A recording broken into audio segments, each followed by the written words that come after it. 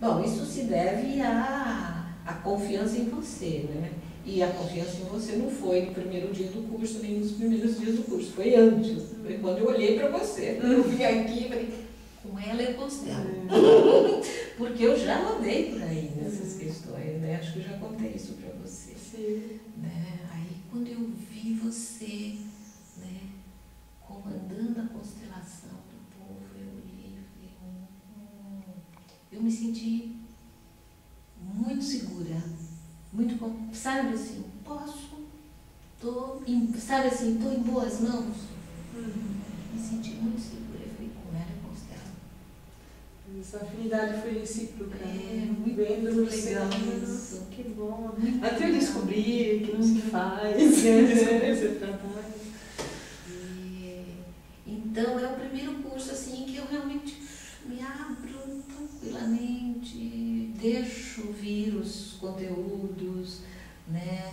Tá muito mais um trabalho comigo, quer dizer, tá ali, né? Comigo, né? E às vezes eu preciso tomar cuidado com isso durante o curso, né?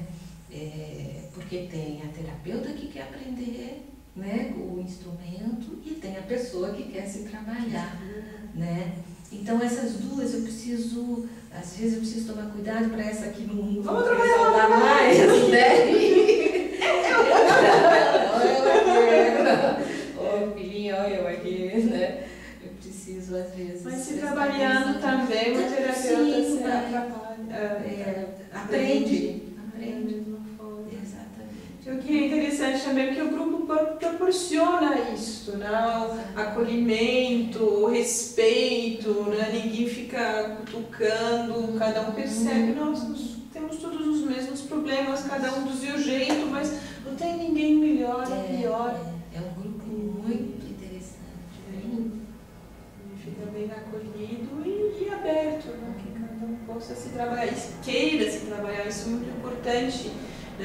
Uma das razões por que eu criei o grupo, para que o próprio terapeuta possa se trabalhar e ter um porto seguro, né? Porque também precisa um lugar onde ele pode se encostar, se reforçar no que faz, né? E reabastecer. E eu quero continuar, né? Que sempre tem esse pulo para a troca e para o acolhimento.